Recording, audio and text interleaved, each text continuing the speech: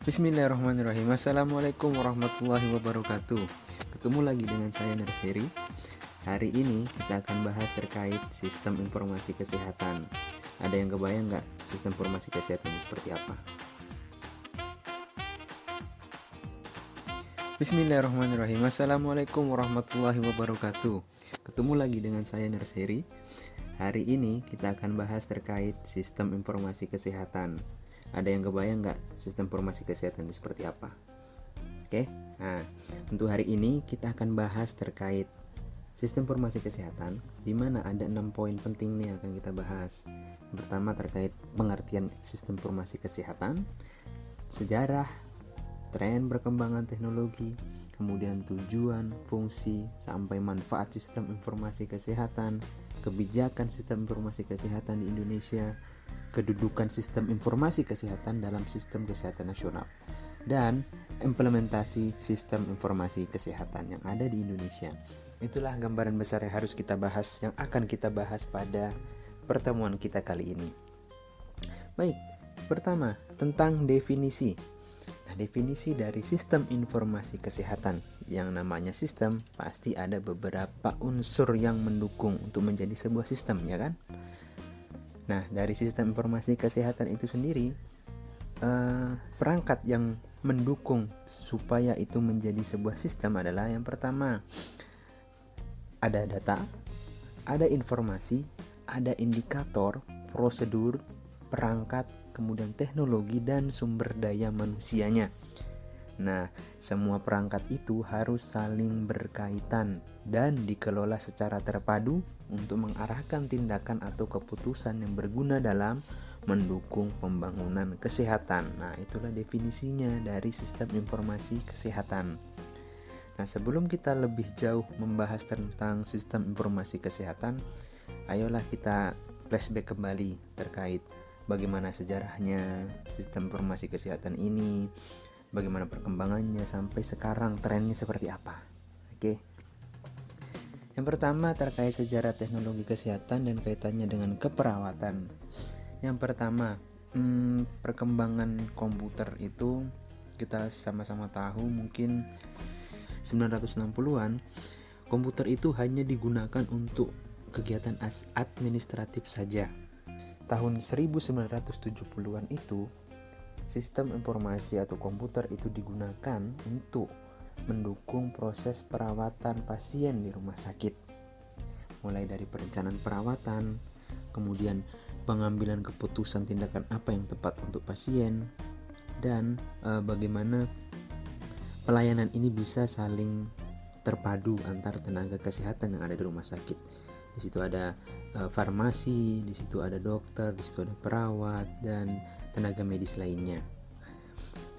Nah, beralih ke selanjutnya yaitu 10 tahun kemudian, sekitar 1980-an.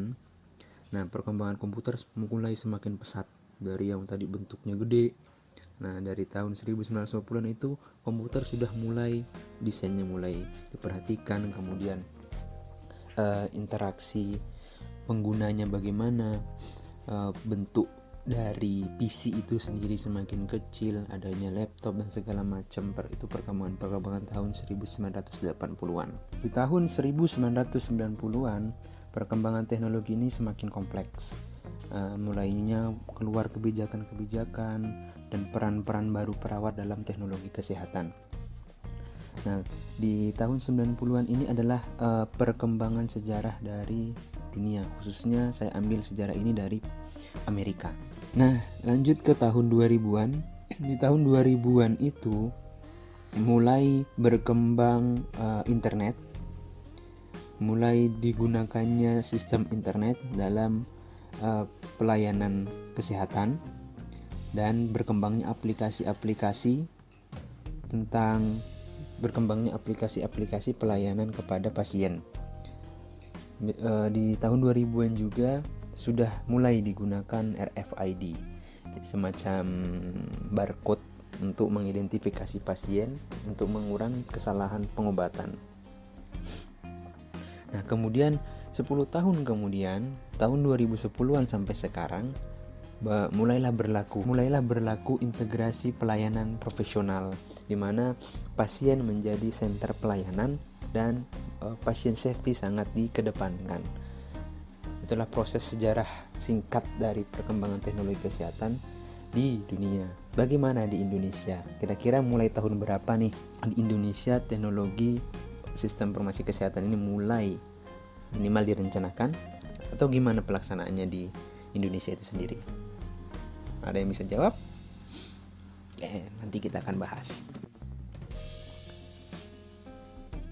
Oke, kita lihat tren teknologi terutama sistem informasi kesehatan kita. Sebelum kita berlanjut ke sana, kita bahas dulu terkait Industrial Revolution 4.0. Kita sering dengar kan Industrial Revolution 4.0. Nah, apa maksudnya sih Industrial Revolution 4.0 itu? Ternyata revolusi industri itu sudah 4 abad jalan, ini abad keempat nih. Nah, abad pertama itu masih abad 18 ya. Itu di abad 18 industri 1.0, di situ fokus produksinya itu masih pakai alat-alat tenaga uap, ya kan? Kemudian berkembang 1 abad kemudian sudah mulai menggunakan energi listrik. 1 abad kemudian berkembang lagi menggunakan alat elektronik berbasis IT, ya kan? Masih pakai awak atau memakai orang untuk mengoperasikan alat tersebut. Nah, yang sekarang ini industri 4.0 ini apa sih di situ? Di situ tuh ada intelligent production. Maksudnya apa? Semua bentuk-bentuk pekerjaan semuanya sudah serba otomatis, sudah diatur oleh sistem, bisa dikendalikan jarak jauh. Kemudian mulai berkembangnya big data.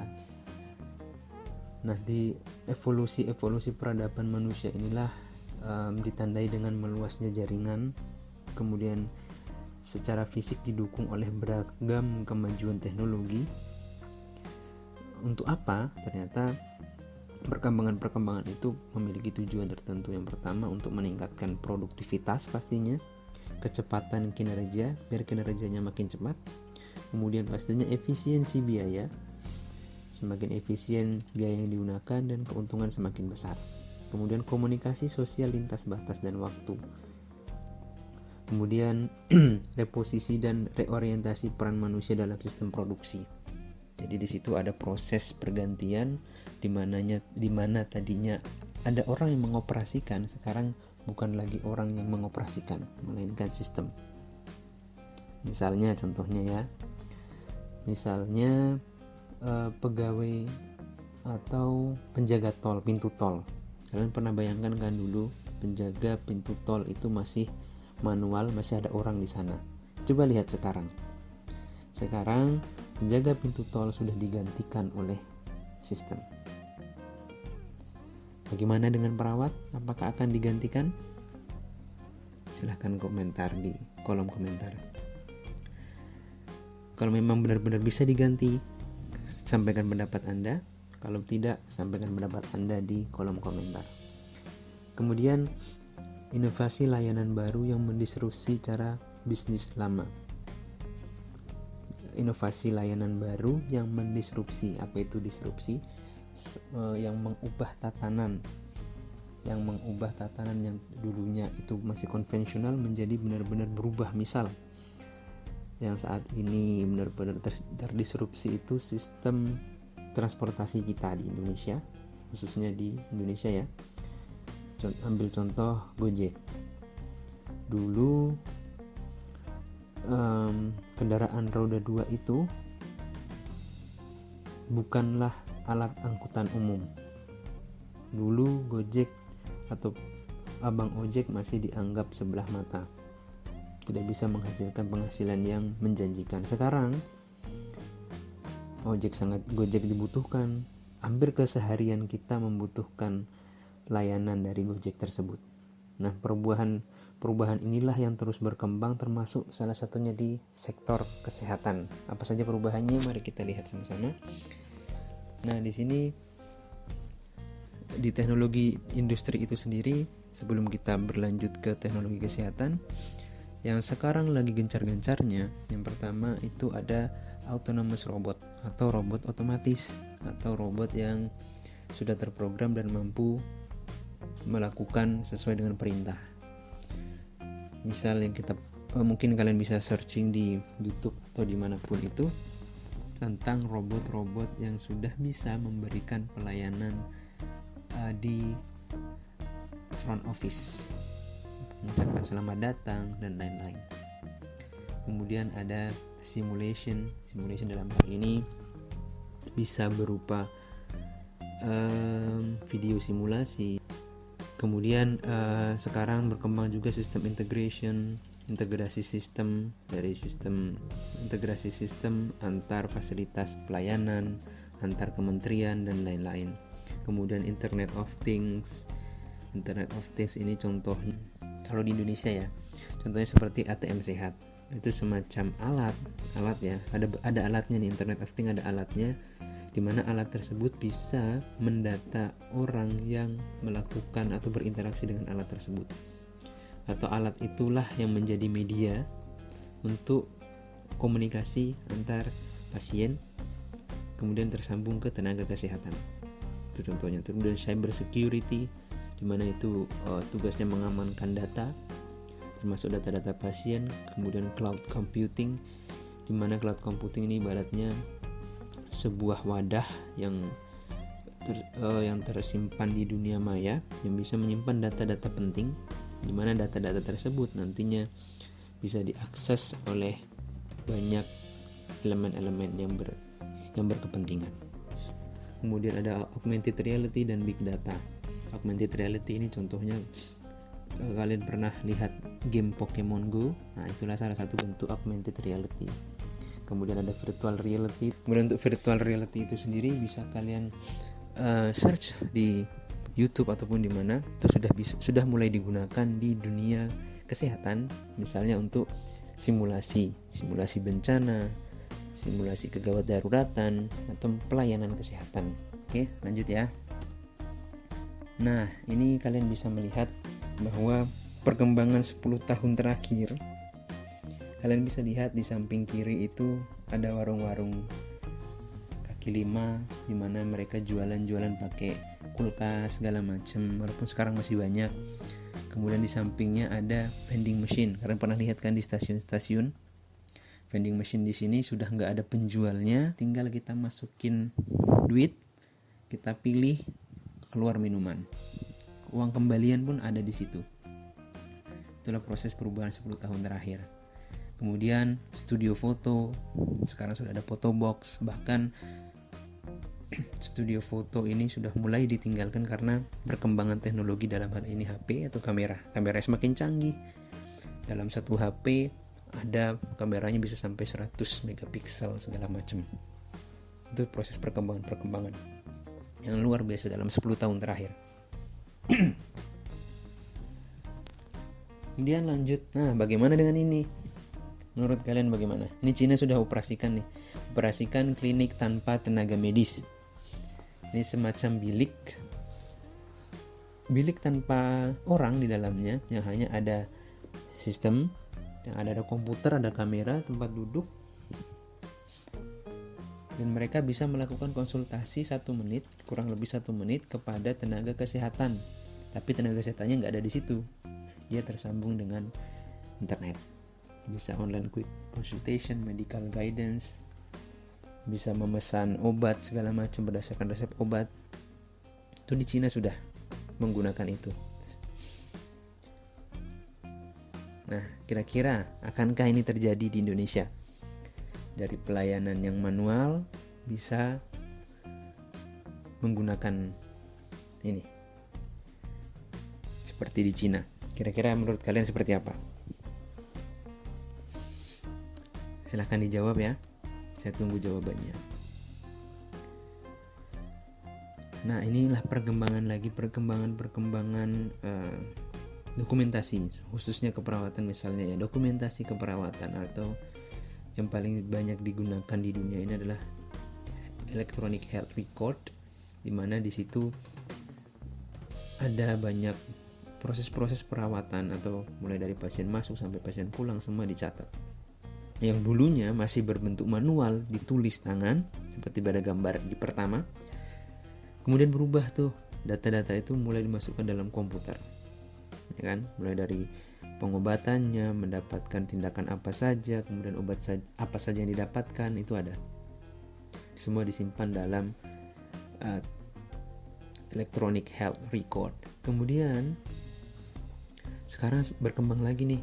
Kalau kalian sudah punya mobile JKN, di situ data kalian juga ada. Dan data kesehatan paling besar sekarang ada di BPJS.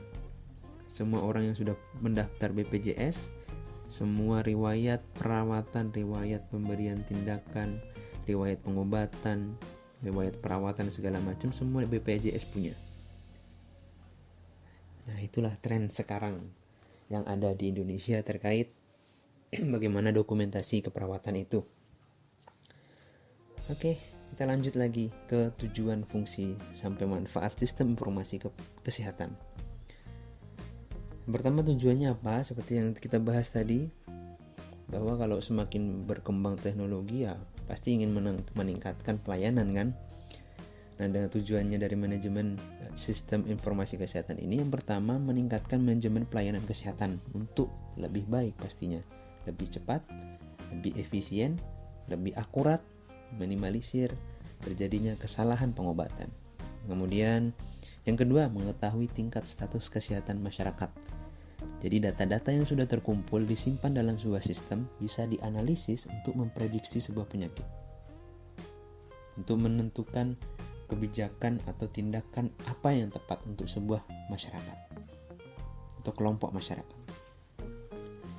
Kemudian sebagai dasar evidence base bagi sistem kesehatan. Jadi data yang terkumpul dan data terintegrasi dan terkumpul di dalam sebuah sistem nantinya bisa menjadi bahan untuk dijadikan alat pertimbangan pengambilan kebijakan. Kemudian sebagai dasar dalam proses pengambilan keputusan dalam manajemen kesehatan.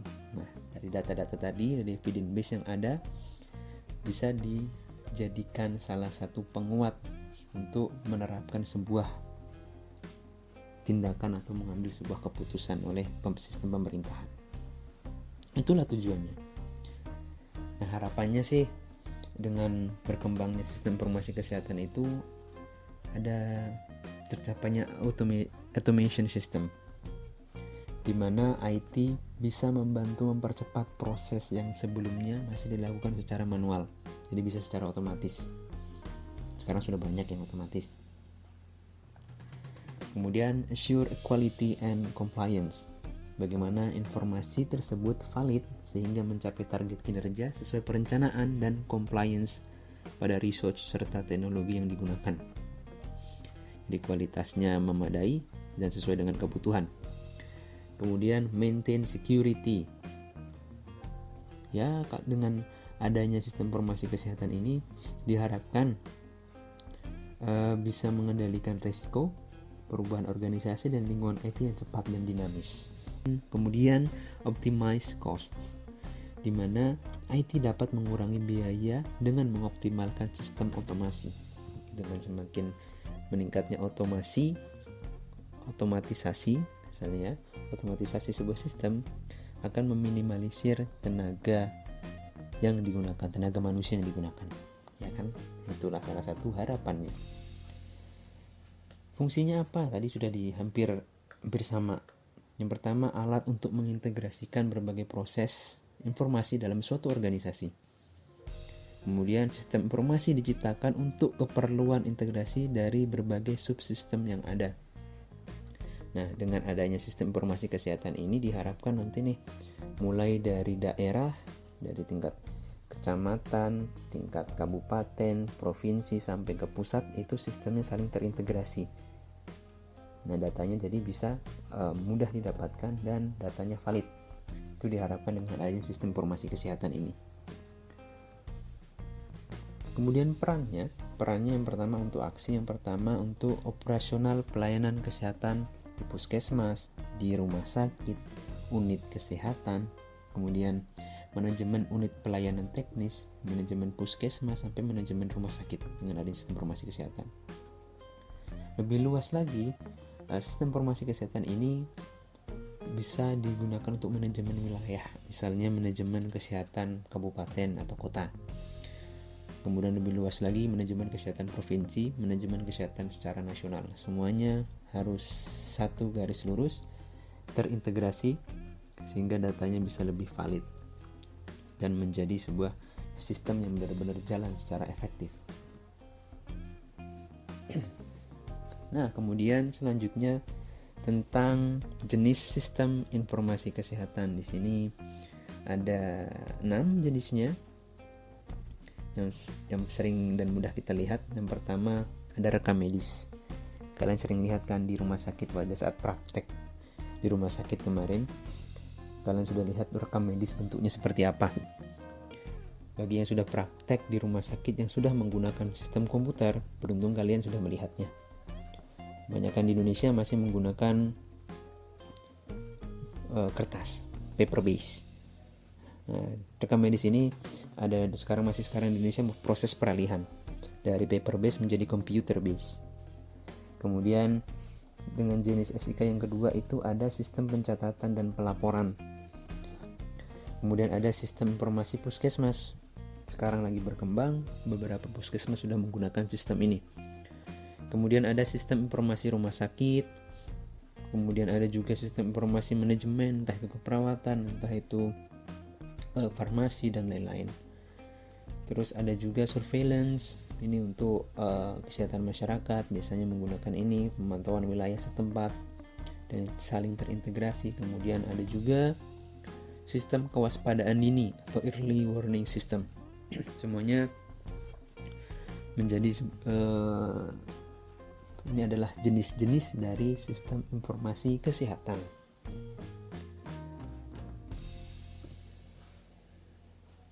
Nah, berlanjut lagi, setelah jenis-jenis tadi ada komponen-komponen sistem informasi kesehatan menurut WHO. Nanti menurut Indonesia juga ada. Nah, komponen sistem informasi kesehatan menurut WHO itu ada 6. Yang pertama, service delivery, layanan yang diberikan apa. Kemudian medical product, vaksin dan teknologi. Produk medisnya apa, vaksin dan teknologinya seperti apa.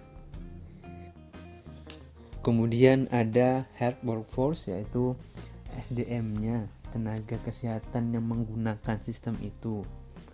Kemudian komponen selanjutnya ada health system financing, bagaimana sistem pembiayaannya itu sendiri. Kemudian health information system, bagaimana sistem informasi kesehatannya.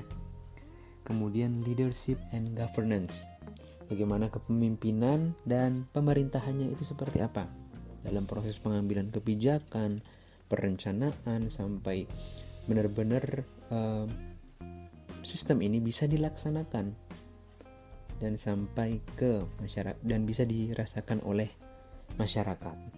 Itu ya. Kebijakan-kebijakan yang digunakan di Indonesia terkait sistem informasi kesehatan ini. Menurut Permenkes tahun 2017 tentang Strategi Nasional E-Kesehatan, ada 7 komponen malah. 7 komponen penentu keberhasilan penerapan E-Kesehatan. Semua komponen tersebut harus ditata dengan baik dan seimbang, pasti. Kemudian hanya berfokus pada aplikasi atau teknologi, namun tidak mempertimbangkan lainnya, inovasi tidak akan berkesinambungan. Kalau misalnya hanya bikin aplikasi tanpa adanya integrasi antar semua lini, itu nggak bakal jalan. Di situ ada yang pertama ada workforce-nya, yang ketujuh ya, yang paling bawah ada workforce, itu tenaga kesehatannya itu sendiri. Kemudian kebijakannya seperti apa. Kemudian infrastrukturnya harus ada, mulai dari jaringan, hardware, softwarenya segala macam itu harus ada. Kemudian penetapan standarnya seperti apa, standar pelayanan menggunakan teknologi seperti apa, dan lain-lain. Kemudian service dan application. layanannya apa yang diberikan, itu harus jelas. Kemudian strategi dan investasinya seperti apa. Kemudian semua komponen itu harus di-manage dengan baik, harus dipimpin dengan baik oleh pemerintah ataupun dari pemerintah maupun swasta, harus saling berkoordinasi. Maka strategi ini akan jalan, kalau enggak ya enggak bakal jalan ini. Kemudian dasar hukum lainnya, nah ini di sini saya bisa melihat sedikit perkembangannya. Ternyata sistem informasi kesehatan itu sudah mulai dirancanakan tahun 2002. Nah, tahun 2002 melalui keputusan Menteri Kesehatan nomor 511 tahun 2002 tentang kebijakan strategi pengembangan sistem informasi kesehatan nasional sudah direncanakan. Seiring berjalannya waktu, tahun 2008, 2009 mulailah jelas ada undang-undang terkait pencatatan kesehatan itu sudah mulai berbasis elektronik. Namun turunan dari undang-undang pencatatan berbasis elektronik itu masih belum ada sampai saat ini. Nah, kemudian ada Undang-Undang Nomor 36 Tahun 2009 tentang kesehatan, itu dasar hukumnya. Kemudian Undang-Undang 2008 tentang informasi dan transaksi elektronik. Kemudian Peraturan Pemerintah Nomor 46 Tahun 2014 tentang sistem informasi kesehatan. Itu. Kemudian ada PP Nomor 82 tentang sistem dan transaksi elektronik. Ada Peraturan Presiden 2018 tentang SPBE. SPBE itu apa? Sistem pemerintahan berbasis elektronik. Nah, ini sudah mulai ada gambaran nih bagaimana penerapannya di Indonesia. Kemudian dasar hukum lainnya ada Perkominfo nomor 4 tahun 2016. Kemudian 2015 juga ada, 2013, kemudian 2016 tentang perlindungan data pribadi. Jadi benar-benar data pasien itu sangat dijaga. Kemudian ada Permenkes nomor 1 tahun 2015 tentang daftar informasi yang dikecualikan di lingkungan Kementerian Kesehatan. Itulah dasar-dasar hukum dari penerapan sistem informasi kesehatan. Nah, tadi kita bahas tentang SPBE. Nah, inilah gambaran terkait bagaimana sih penerapannya sih sistem informasi kesehatan itu. Nah, berdasarkan sistem pemerintahan berbasis elektronik itu diharapkan nanti dengan ini berlaku ada 6 bisa dicapai. Yang pertama efektivitas, efisiensi, keterpaduan, akuntabilitas, kesinambungan, dan keamanan. Jadi penerapannya nanti bisa lebih efektif, optimalisasi pemanfaatan sumber daya yang mendukung SPBE sesuai kebutuhan, kemudian efisiensi, optimalisasi pemanfaatan sumber daya, dan mendukung SPBE yang tepat guna. Kemudian saling terpadu antar fasilitas, antar kementerian, saling mendukung, datanya bisa saling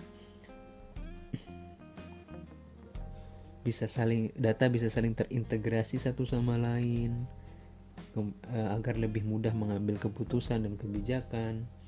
Kemudian selanjutnya ada akuntabilitas, yaitu kejelasan fungsi dan pertanggungjawabannya. Kemudian koordinasi, kolaborasi seperti apa dan rangka pertukaran data, informasi, dan layanannya. Kemudian ada kesinambungan. Kesinambungan ini terencana, bertahap, dan terus-menerus dengan perkembangannya, sehingga mendapatkan pelayanan yang terus berkembang dan selalu lebih baik. Dan terakhir adalah keamanan, kerahasiaan, keutuhan, ketersediaan, keaslian, dan kenirsangkalan sumber daya yang mendukung SPBE itu harus benar-benar ada dan atau terlaksana dengan baik. Itulah prinsip dari penerapan SPBE, sehingga penerapan sistem informasi kesehatan di Indonesia bisa dilakukan dengan baik.